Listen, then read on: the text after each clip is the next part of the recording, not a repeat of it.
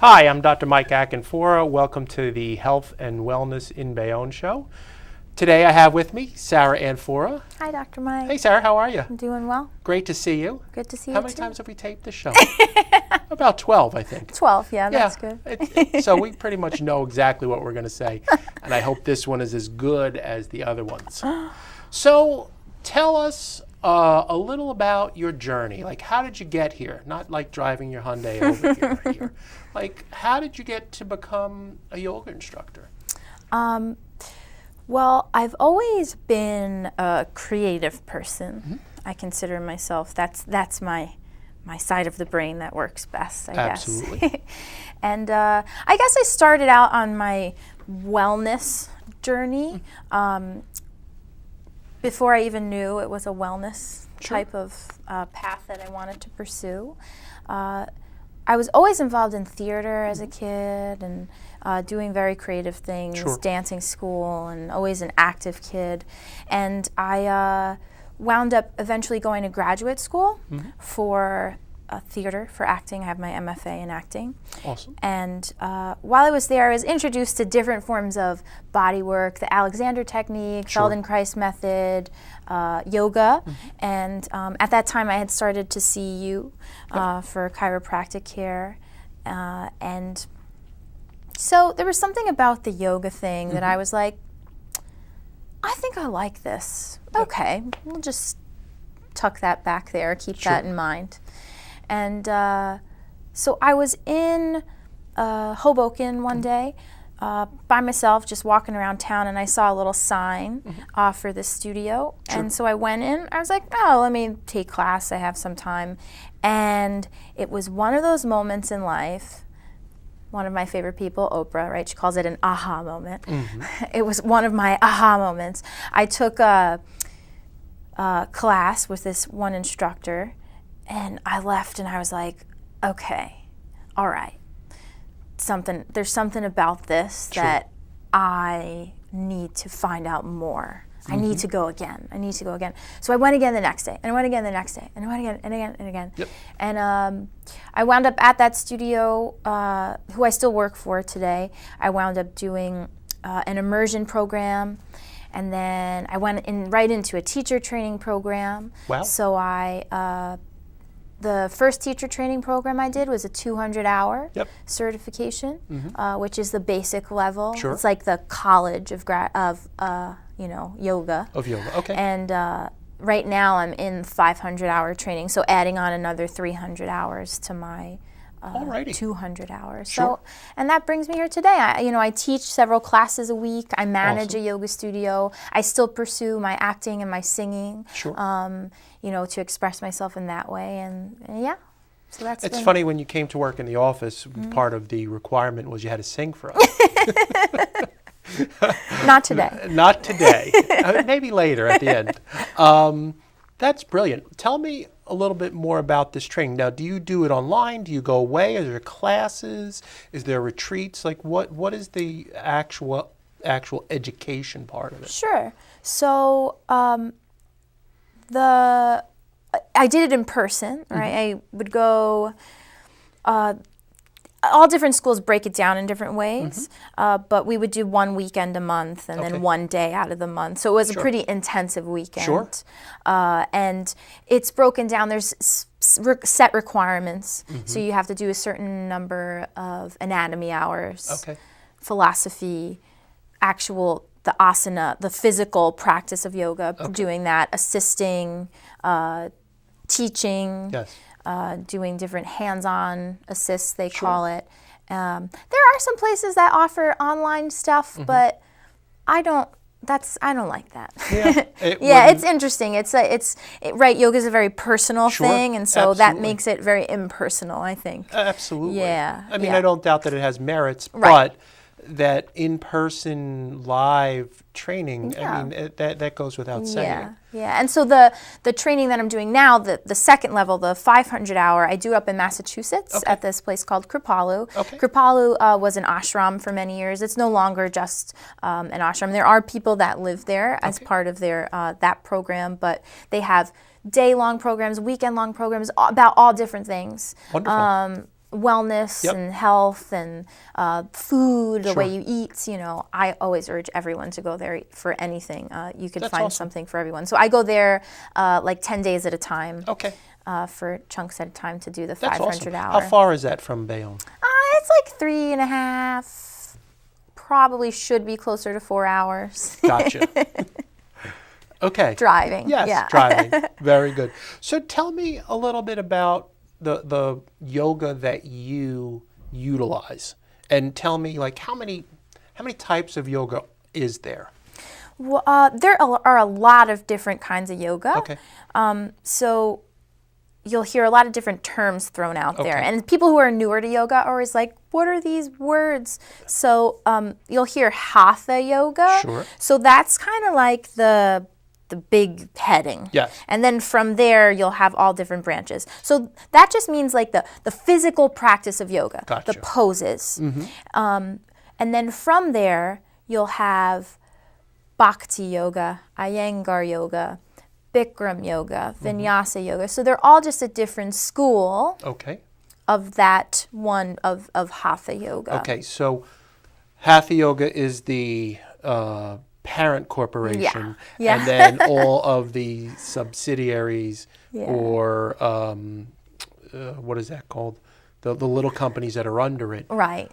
So what is the difference between Bikram and one of the other ones? So Bikram is a very popular one right now. You'll hear it a lot. That's primarily, it's only a heated practice. The rooms are heated. I think they heat them to about like 90 plus degrees, Okay. and then plus body heat and all that stuff. It makes it 100 plus. Sure.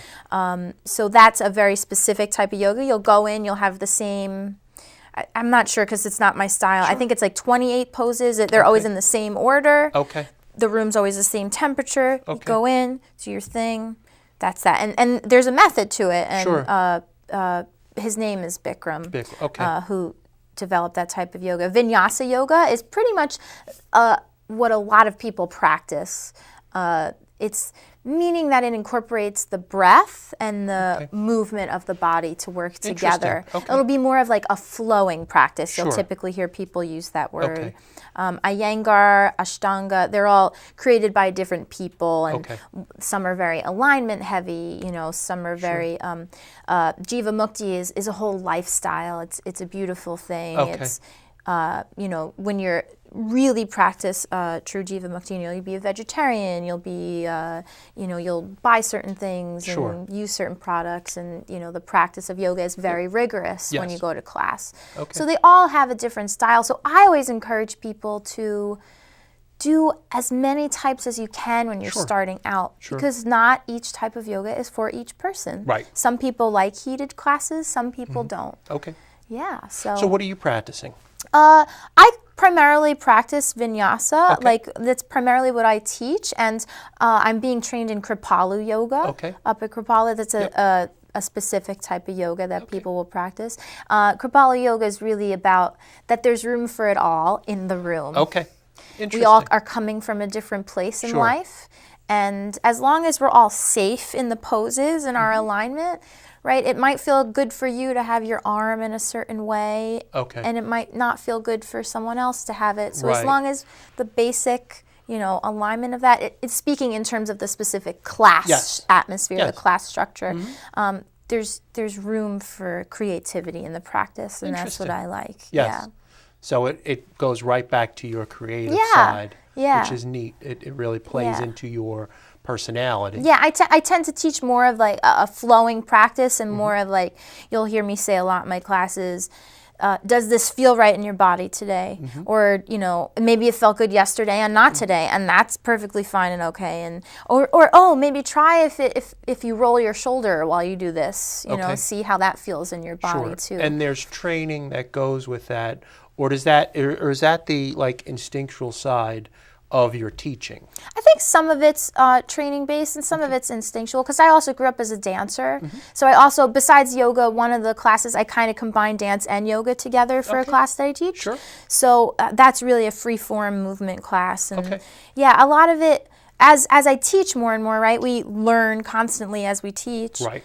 I see what works in certain bodies and what might Sure. be the language that I use might work for some people and others. So, Absolutely. yeah. How young do you see people doing yoga, and how old do you see them?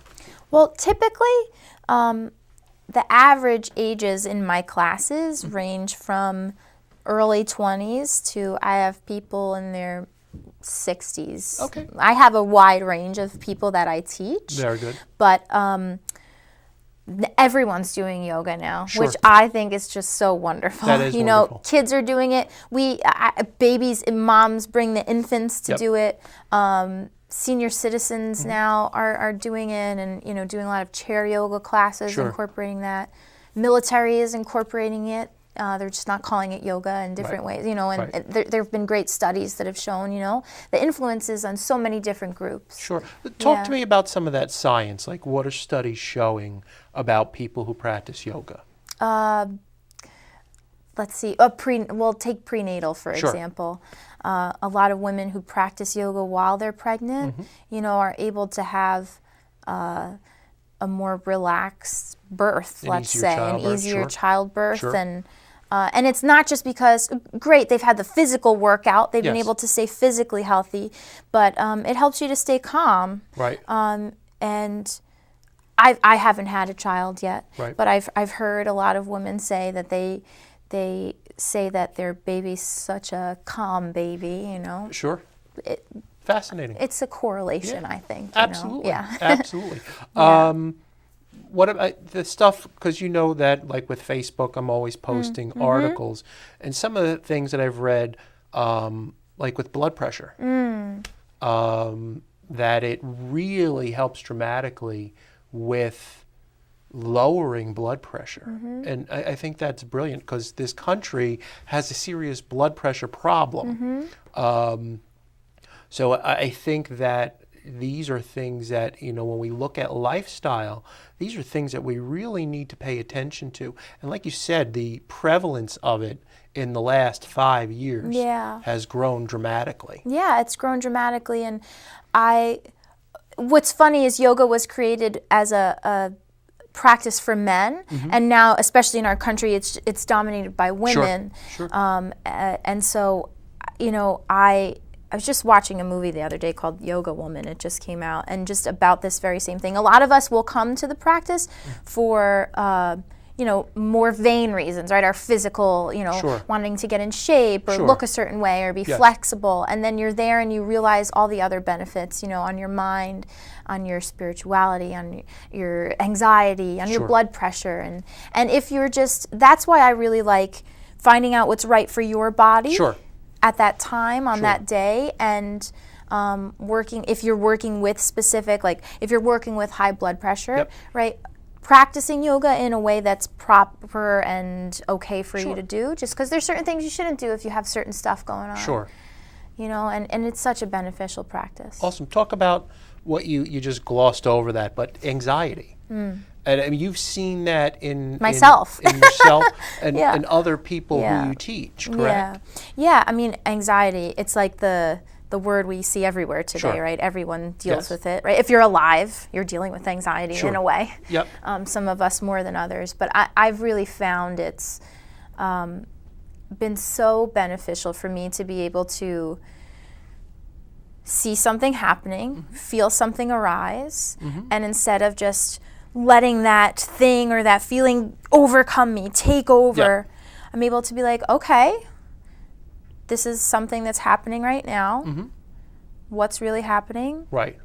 And letting it move on and letting it go, instead of holding on to the thought and letting it churn in my Sure. mind, and we do the physical practice, right, to get rid of all the physical tension in the Sure. body Yep. in all the different places that we can, so that we can really truly relax, so that there's nothing in the physical body Right. that's taking hold of our mind. Sure. And Yeah. that's what we see in our office is that where people let the mind, the body is reacting to the mind holding on to that. And we say all the time that women store their stress in certain areas, men store their stress in certain areas. And this is brilliant because this addresses it, and you've seen it in yourself. And we always, as you know, people who are curious and inquisitive, look at things as how can I improve my own life. Yeah. But once you realize, wait a minute, I'm not that, you know, special, unique flower. Right. Like there's a whole bunch of other people that I could be helping. Yes, And and that's my intention as a teacher. Sure. To help people to live their, you know, their best life, Sure. their best self physically, Yep. to get rid of as much tension as possible. Absolutely. And to feel that they can truly find themselves. Sure. You know. So people that are watching, you know, and some of the things that I noticed with you is I don't need to see you as much because you're That's true. doing that much better. Yeah. And that is truly the job of any noble profession, is to make itself obsolete. Right. So by you coming in to get adjusted every week, it's not serving a purpose. By you taking care of yourself, you need to see me less often. Right. And you're doing that much better. Right. So one of the funny things is people say, oh, yoga's not physical. But what I noticed with you is your body changed. Yes. Like you actually had muscles where you didn't have muscles before. Yeah. Like you had length in the muscle, Yeah. you had tone in the muscle, where you were always very petite, but not lean. Right. And through your yoga practice, you've become like super lean. Yeah. Which is remarkable. Yeah. Talk a little bit about that. It's so funny you say that, because I was actually the other day just thinking about that very same thing, in that when I started yoga, and still I'm even not to a place where, like, we always want it. I always want more. I always want to be better. I always strive for this and that. But right, my upper body strength was like absolutely nothing. Like couldn't do anything. Right.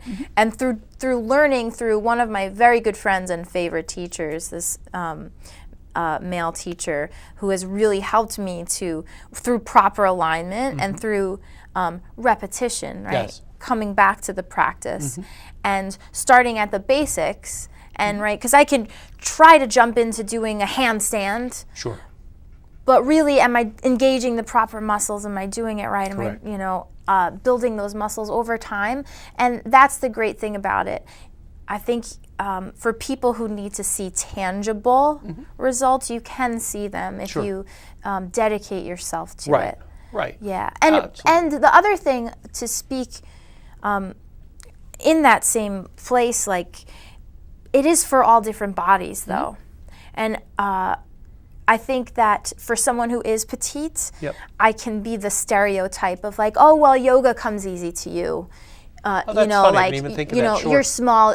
You can put your foot behind your head. I Right. can't. Right. Nor do I don't want to. Right. But I don't know if I'll ever be able to. Right. But there is a trend now which makes me so happy of yoga being for everyone. Sure. You know, tailoring yoga to men's bodies and their specific issues that they Right. deal with, for women's bodies, for larger bodies, for more frail bodies, for you know, older bodies, Right. and that's it. It can be tailored for everyone. Absolutely. I have a friend of mine who takes hatha yoga.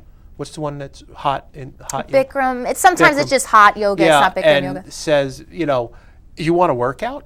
Go there. Yeah. And that's no joke. No, not And at all. you know, there were a couple guys and you know, Yeah. like laughing, and then they went and did it, and like, it's no joke. It's for real. Like Yeah. you're really gonna sit in a puddle of sweat. Yeah. Like, because it's so warm, Yeah. hot actually in the room. And to the opposite end of that, you can do restorative yoga, which is the complete opposite, which is totally just for the nervous system. In a way, I think it's more of a workout for you. Maybe you're not sweating, maybe Right. your muscles aren't like pumped up, Right. but you're dealing with other things Sure. that will bubble up. Right. You know, it's more of a physically passive practice, but much more demanding emotionally and Sure. spiritually. Let's talk about that, because that was Yeah. one of the questions. Yeah. Talk about the spiritual side of yoga, because it's definitely a component. And does that go back to the origin of yoga? Yeah, so yoga comes from India.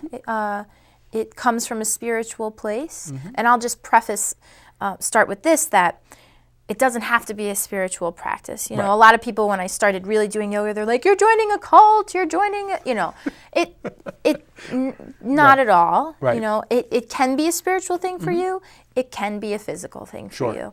Whatever, right? Like anything in life, whatever you want to get from it Right. is what you'll get from it. Absolutely. And so for me, it has become a spiritual practice.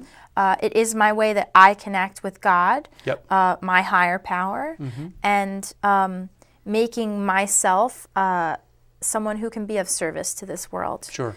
And whether that's through being a yoga teacher, whether that's through carrying the principles of yoga into my everyday life Sure. and how I treat people Yep. that I meet, that I don't know, that I know, Yeah. you know, my family, my friends. And so Bhakti yoga is actually the much more spiritual, Okay. really deals with spirituality and serving God. Okay. And chanting, different chants. You'll hear all different chants maybe Sure. in yoga classes, yoga music. Okay. I actually do incorporate a lot of chanting into my classes and into my own practice, right? I was born a singer. I feel like I must have come out You were singing. born a singer? Like Really? I sing, right? That's my form of communication, I think, Okay. with people. It's where So I feel Greg must enjoy that, where you're Yeah. singing Yeah. as you're talking to Yeah. him. Excellent. where I feel most comfortable. Sure. And the chanting aspect of it, right? It's just another aspect, another branch of yoga. Okay. And becomes a form of meditation in a way. Sure. Chanting one mantra, one word, one name, or Sure. whatever it is over and over again to get right out of this physical body, to get out of this crazy mind that probably just spins round and round Right. and round all day on probably the same thought, just in different versions of it all day long, to get out of yourself Yes. and to chant to something higher than you. For me, it's God. For other Sure. people, it might be something else. Very good. When I talk about that to people, I don't like to necessarily, for me, it's God. I don't want people to feel that they have to, that has to be that for them, though. Right. Because it's just about something higher than you. Yes. Whatever that is. Yeah. Whatever that is. It's very, when you talk about the chanting, and this goes back to the origins of chiropractic as well, it is vibrational and tonal. And when you are chanting, it is a very tonal, and you can feel it, and it feels good within yourself. It's believed that whatever word, right, the Sanskrit, Yes. whatever, even if if we sit here and we say the word hate and if we say the word love over and over again, Right. It's vibrational. Whatever you're saying, Yes. it's believed that you're bringing that into the room with you. Yes. So whether you're just sitting in a room where a bunch of people are chanting, on some level, you're reaping those benefits Sure. too, right? It's Absolutely. those moving into your body, into your heart, into your energy. Yep. And yeah, you're... There's a woman, Lynn McTaggart, who's done some work on that. And basically, when you bring a group of folks together and you are of like-mindedness, there's some special things that happen with that, which are kind of neat. And then there's the work done in Japan by the professor who studied water and what you can do with water. And again, people are like, well, that's a bunch of foo-foo. And I don't believe it's foo-foo. Yeah, that you can actually change the structure of water as seen in ice particles just by the thought, just by saying certain words, that the water actually reacts to it. It's kind of neat. It is. It's neat. And I recently did a workshop on chanting with my mentor. Well, she's still my mentor. She's like, we're on the same level now. I'm like, no, you'll always be my mentor. That's But right. we taught a workshop together. And it's true, we sat there and just as an introduction, right? You can even just do it at home. Close your eyes and just to yourself say a positive word. Love, love, love, over and over and over and over and over and over and over again. And see how it makes you feel. See how you're sitting when you're done saying it. Right. Right? And if you say hate, hate, hate, hate, hate over and over again, you'll probably find yourself feeling a little more like sluggish or right, and negative in that space. And all of these things are meant to uplift us. Yoga, Absolutely. chiropractic, wellness, health, the way we eat, the choices that we make. Absolutely. And that's what I want to do. I want to help people. Yeah, absolutely. And it's funny that you say that because most of the patients that I see will come in and they're sitting all day working at a desk or driving, and they have that slumped posture. And we see that in the schools. And I tell, especially the younger girls, like, all right, you'll sit the way you sit in school. Now take a deep breath in. And how does that feel? Like getting them to be more aware, and then sit up straight, pull your shoulders back, and now take that deep breath. Like there's a definitive difference of how you feel when you have the proper tone, when you have the proper vibration, and just your posture alone, just sitting up. And that's one of the things that I noticed immediately. And going back to the very beginning, I can remember when you came in, because you were still working in the office, and you were in your master's. I was slumped over, I remember, with my back pain. But I can remember you saying, oh, I had this class on alignment. This instructor came in and taught us on this. And then I can remember, like, the light in your eyes when you said, this person came in for yoga, and it really resonated with me. And it's who you became. Yeah. And that constant and never-ending improvement that you talk about in yourself, that's called kaizen. It's in a Japanese word for constant, never-ending improvement, which you continue to do every time that you teach another person. Right. You're going in that direction. Right. You're lending your expertise and your passion to other people. And as your mentor did for you, you in turn are now doing for other people. Right. Because there are other people that look at you as their mentor. Yeah. It's awesome. It is awesome. It really is awesome. You want to sing now? But what you were going to say? No, it's really nice to hear that, and it's nice to be reminded of where we've come from on our journey. Absolutely. Because, it's always to think about where we're going. It's always, I never would have imagined that I'd even be sitting here talking about this when I started working for you. Yep. I never would have thought about chanting or owning a harmonium or meditating. Yep. I'm like an Italian girl from Hudson County. You know what I mean? From Bayonne. Right. Yeah. Yeah. But so it's nice to be reminded of that and to incorporate that all the time into my intention every time I come to the mat and teach. Awesome. So one of the things that you and I have talked about, because we only have a few seconds left, is actually doing some demos in the office in our space. Yeah. So if anybody like that information, you can call the office, 201-858-0444. We're going to get together. We're going to do some demonstrations. Actually, Sarah's going to do the demonstrating. I'll be answering the phone. But thank you so much for joining us today. It was a pleasure to have you. Thank you. This is the 12th time you've been on. You are a rock star. Have a great day. Thank you. You got it.